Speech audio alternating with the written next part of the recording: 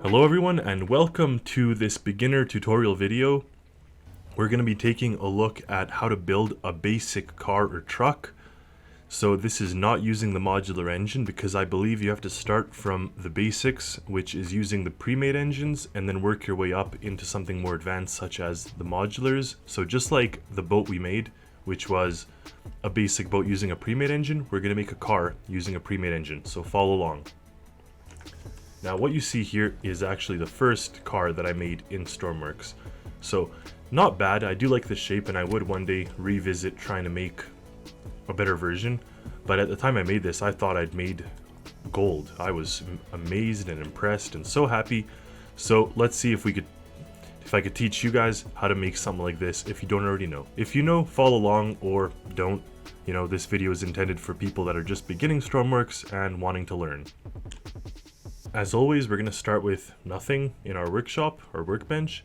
Now I do recommend turning on symmetry right off the bat and developing an overall shape or size for your vehicle. In this video, we're just going to make it very basic, but obviously there are many various complexities that one can make their vehicle, including, you know, realistic or unrealistic or whatever the case may be that is most intriguing to them. So one thing to keep in mind is that when you have this here, the wheels with the suspension take up more space than wheels without suspension. So they're one block pushed out actually.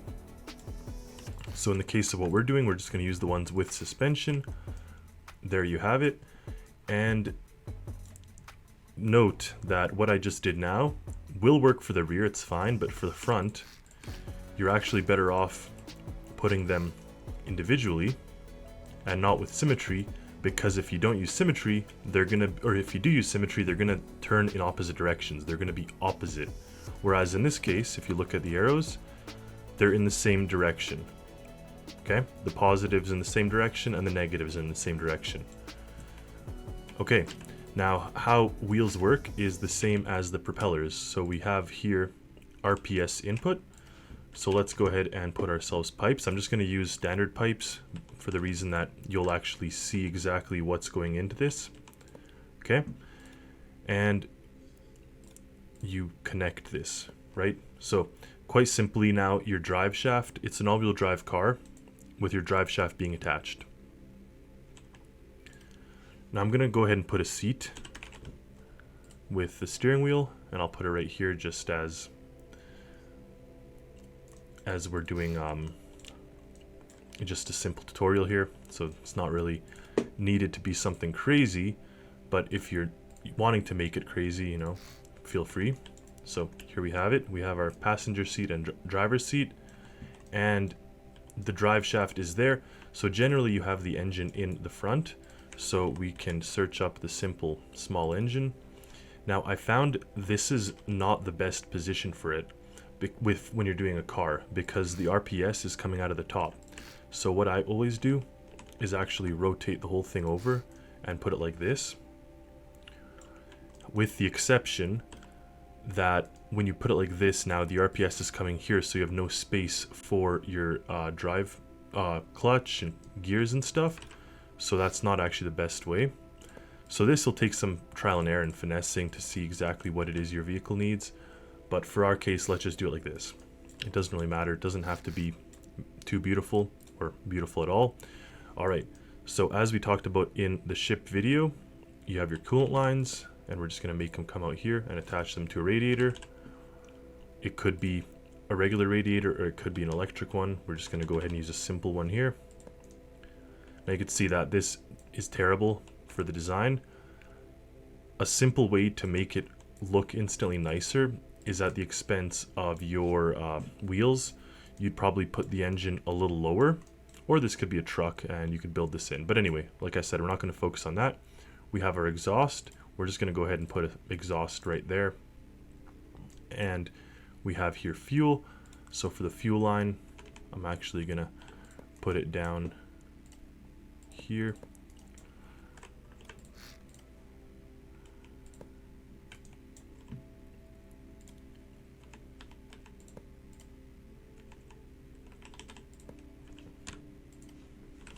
and add the fuel tank.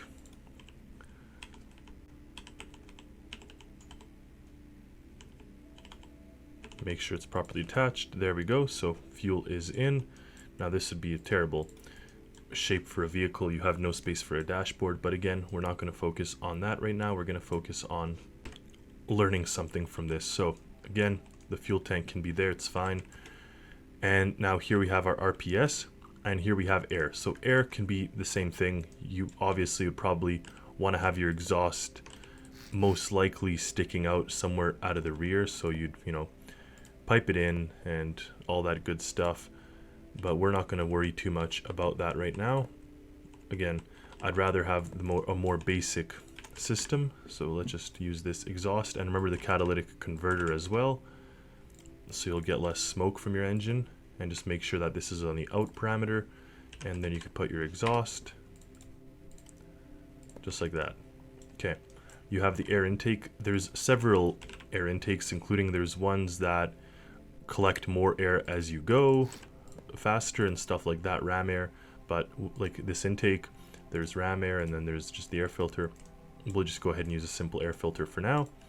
And lastly, the RPS. So if you attach this directly to your drive shaft now, you're going to have instant power. So as soon as you put power on, your car is going to start to move, and that's not very useful to us. You want to have the car be able to idle.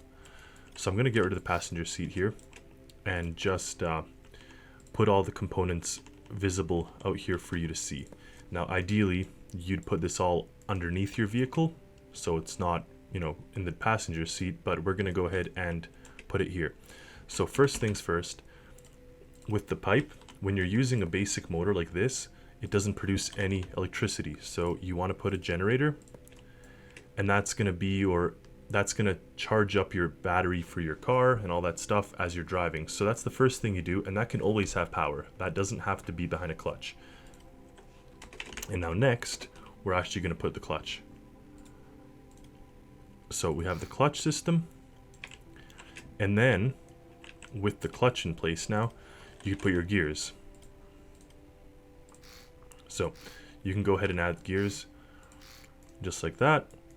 Now, whether or not you want it to be 5-speed, 6-speed, 7-speed, whatever speed, or no speed, you get to decide. At minimum, you need this just to have a basic reverse and drive gear. For the sake of this video, I'm going to only put 2 gears, so we'll just have a low gear and a high gear mode. So it's like a very basic golf cart type thing almost. Now, not very realistic as a car, but maybe some of you guys want to build a golf cart, maybe some of you guys want to build a quad or ATV or whatever, so this could be used there. And then of course, like I said, this video is catered to beginners, so if you want to learn how to work a gearbox, that's going to come at a later date. Okay, so now we've spliced in the power, or RPS, into our drive shaft. So this is now everything you need other than a battery. So we put our battery somewhere in the engine bay or whatever. In this case, we'll just put it here because we don't really care about things in this case. And then you could also put a relay. Now the purpose of the relay is that, like I explained in other videos, you're just going to want this to be activated by your key. So what do we need? We need a key or button, either work. Now this car is not going to have a, well, whatever. For realism, let's just go ahead and do it. So your gas tank will need a fuel hose. Now this is, like I said 10 times, this is not an optimal setup, just to teach you the components you'll need. Okay, and in that case, I'm just going to go ahead and put the key on the other side of the car, so right here, and delete that one. Now your key needs power always, so that can be plugged into the battery, but then your key, when it's activated, it turns on the relay. And then from there, we have the hot side is A, like I said, and then the other side is B, so you just plug everything into there. Your generator alternator could also be directly to the battery, may charge it a little faster depending on the connections, but anyway, this is what we need for the basic sense here. And then we will put our controller. In one of the previous videos, I showed you how to make a simple ECM, engine control module. So that's like this. Now we have the two options. We have where throttle in controls the throttle out directly through a numerical switch box, or we have where it controls an up and down counter. Now in a boat, you're going to set your throttle lever forward, or you're going to use it and you want it to stay at throttle. Like you want to keep 50% throttle always in a big ship, for example. But in a car, you definitely don't want, you're not going to press the gas and set the gas to be a certain throttle. You're just going to have it directly going into your throttle. So if that makes sense, what I meant to say is throttle in is throttle out when the key's on. When the key is off, there's zero throttle, okay? So we're going to go ahead and stick with this. But the one thing we'll want to add is a clamp, because our throttle in has to be positive. First of all, you can't negative throttle an engine. You could with an electric motor, but this is an electric motor. So we want it to always have a max value of 1, and we want to have a minimum value of 0.1 or 0.15. Remember, you need some throttle to keep your engine on. Otherwise, it's just going to stall out. Keep the idea of the lawnmower. Like I said in the other video, your lawnmower engine is not running when you're not throttling. It's just off, like a very basic lawnmower engine. So you want a 0.15, max 1. Like I said, this can also be 10. We'll just leave 0.15 for now. Is going to throttle out. Let's update this microcontroller and connect it up. So we have our key goes to here, key. We have this going to the starter of the engine. We have the throttle out going to the throttle of the engine, and we have throttle in going from the seat W and S. Now we have to set the seat WS to full sensitivity. That was one of the keys, otherwise it will not work. And let's give this a shot. So what I'm hoping is at least the engine's going to start and not stall out.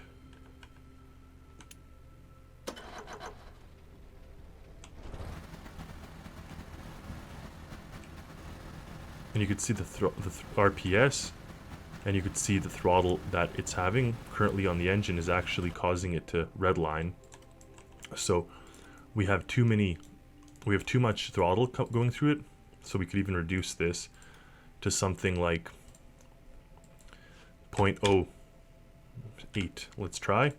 Anyway, that's not as important because the next step is the clutch. So if we remove the clutch, just to show you what it looks like, you're going to have instantaneous power, and the gearboxes are just set to 1, so it doesn't really matter. It's not going to do anything. Anyway, check this out.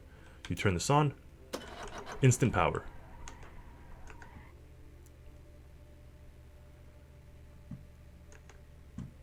Okay.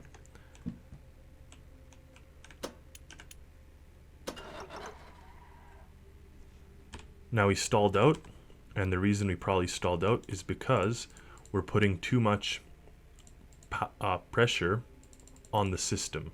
What I mean by that is that our engine is not capable of giving power to these 4 wheels at an idle.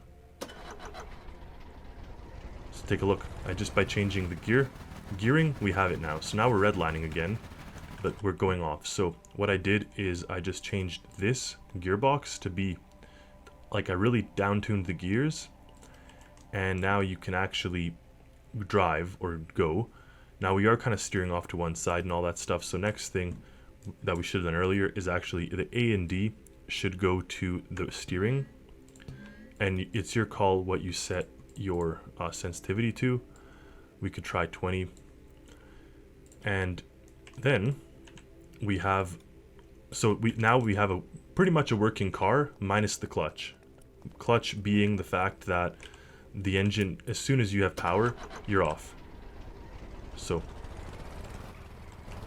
we're able to drive, but as soon as we stop, the car stalls. So that's obviously a negative thing.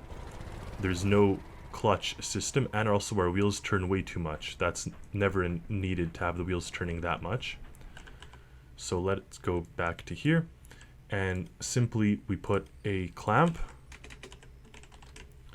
Now there's much more better systems, or lots of optimal systems for doing this. I would not recommend just a simple clamp, but you could do a clamp, especially when you're learning.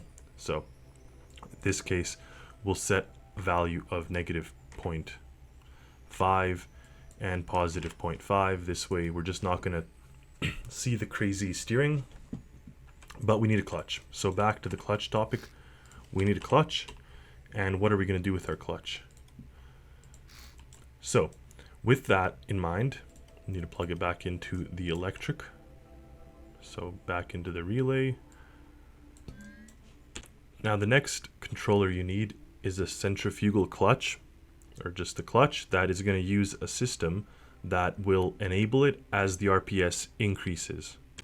So the clutch system is going to consist of the following. First, let's go to our empty microcontroller, spawn that in, and then go into it and do the following. We'll write clutch test, and we need two things only. We need a number output, which is going to go to the clutch. Okay, and then we need a number input, which is going to go from our RPS. And they just be like this, and you can tone that down and go ahead, save that so you could use it in the future if you want, probably, and go into here. Okay, RPS and clutch. So these are two things. Now what we have is the RPS has to be greater, so we have to find the greater than. So the RPS has to be greater than a number, let's say 5. Okay, so if the RPS is greater than 5, then we're going to activate the switch box. Okay, so if the number is greater than 5, we activate the switch box, and what it's going to do is we're going to have a function that we take here, is just a single function, and that function is going to be a function of the RPS, and it's going to be 0.05, and this is trial and error, folks, so it may need some playing with, multiplied by x exponent squared, or to the cubed. Squared, not cubed, squared. So 0.05 multiplied by x squared. So the RPS squared multiplied by 0.05, and that goes to the off value.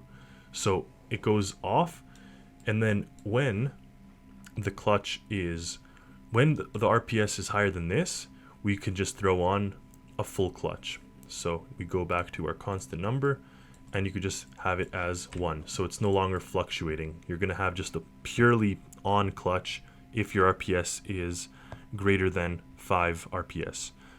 So this is a basic system. This number may need some tweaking, but let's just give this a shot for now.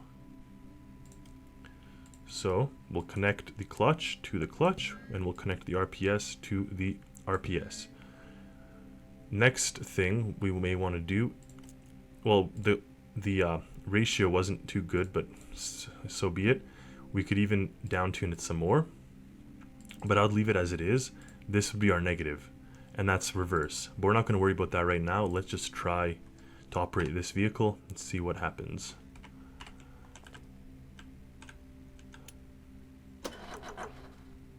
So our RPS actually spiked up and the clutch was enabled, but now the clutch is not enabled and the engine is on but barely on. Now if we give it power, it goes, and then if we release power, it will come to a stop. The clutch pressure goes down. Now we may want the clutch pressure also to be fully off when the RPS is a certain amount. So in that case, like, because right now what we're doing is we're putting it to 1, but this thing could be dragged out more like this, and if we have it less, so if the RPS is less than, let's say 3, otherwise it's going to keep wanting to stall out. So if the RPS is less than 3, then actually we're going to put a switch box and make it nothing, and that's what's actually going to go through here. So the on value, so when it's less than 3, it's on, meaning it is not going to be on. Meaning it's we want it to be just 0. So if it's less than 3, it's 0. If it's not less than 3, it continues on to the clutch. So that's actually one thing that I kind of want to do. And then my wheels are actually inverse. So you may find that when you put your wheels like this, when you hit S or A and D, they're inversing each other. So you're turning one way instead of the other. So you just have to simply press O on the wheel, just like that, and link it to the rest of your vehicle, and repeat the same for the other side. Just cut it, press O, and paste, and do that. So now at least it should steer in the proper direction. Now the next thing our engine controller needs is to be much more than an engine controller. And what I mean by that is you need brakes somewhere. So we could either put it in the engine controller, but just for the purpose of this, I'm going to leave it separate, and I'm just going to make it a simple 2-block or a 1x2 microcontroller. I'm going to delete all this stuff, and I'm going to call this our brakes test. Now in here, we have two things. We have our throttle in, and we have our brakes out. And you could add one more thing to this, and it is to turn on your taillights when you are braking. So that's going to just be a simple thing like this, and it's going to be tail lights. Okay, in here we now have it like this. So we're going to use a threshold controller, because whenever you're pressing S, your car is going to want to brake. So negative 0.1, actually sorry, negative 0.1 and a low of negative 1. So our low of negative 1 and high of just under 0. So that means you're pressing S and you're trying to brake. What you're going to want to do then is have a numerical switch box. Now this may not be the best way, so I'm not, when I say you want to have this, you want to have that, just take it with a grain of salt. I'm teaching a simple way to do this. There's obviously much better.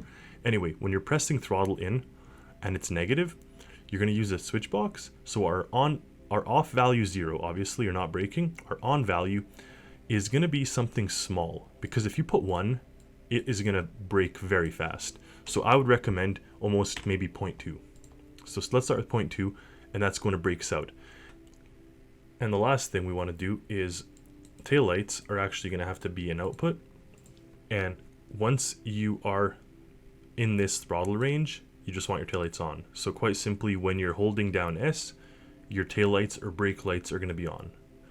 Now let's add that microcontroller in here.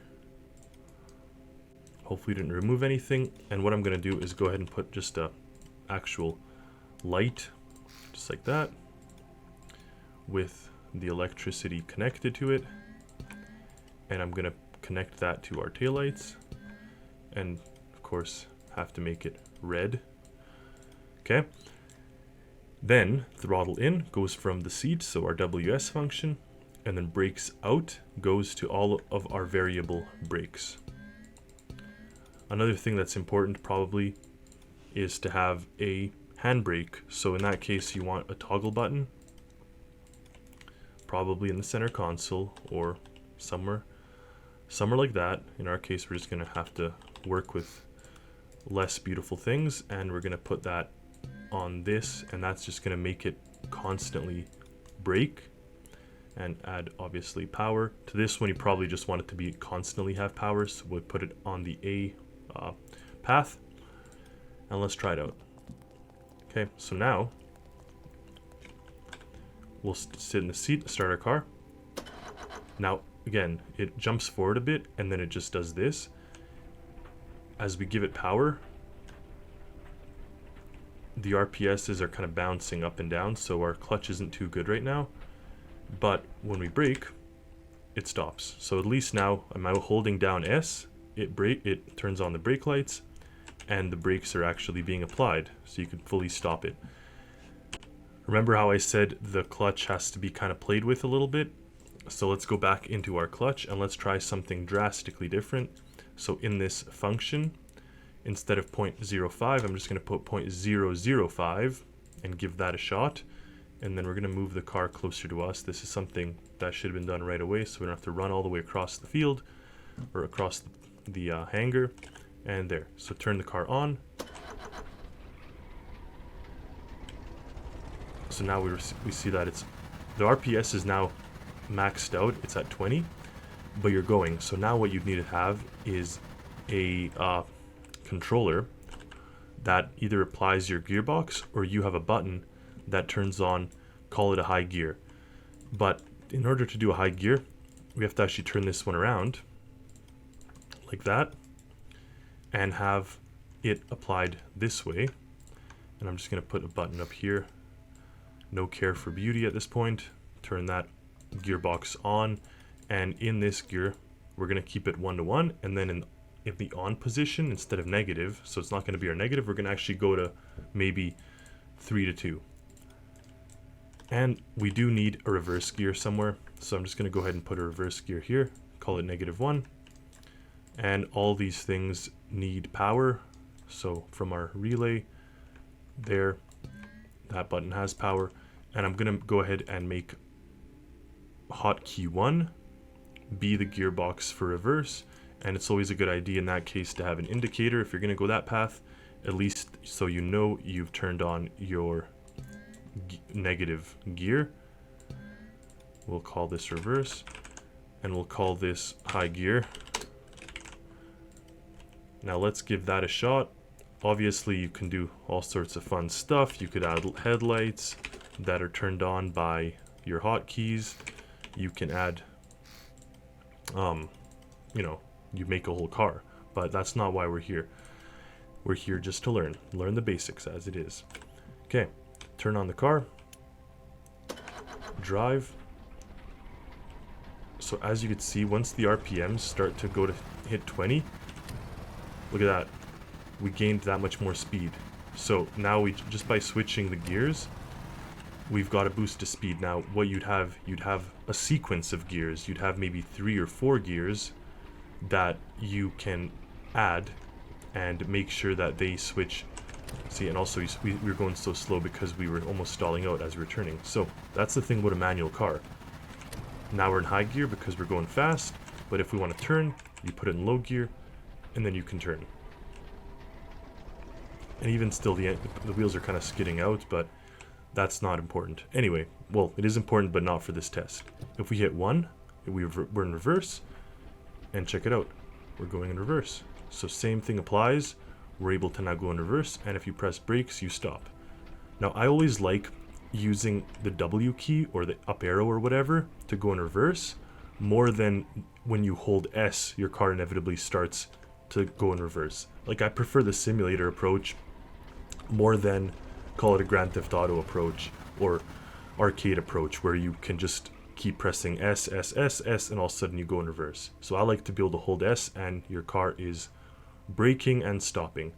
So there you have it. This is a very, very basic way to make a car.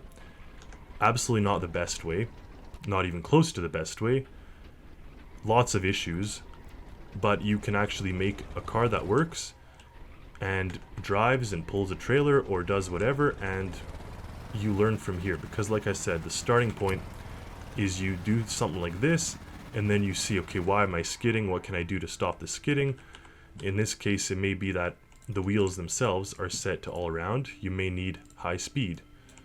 So if we set it to high speed, you actually need less RPS to go fast. So that may be a simple fix. Also, the steering column, or the steering here, is not the best. But take a look. It's already much faster. With our high gear, we're still redlining it. So now we'd probably be able to reduce our high gear, or sorry, increase this to be maybe 2 to 1. Let's try 2 to 1. Make sure we turn that off and turn the key on.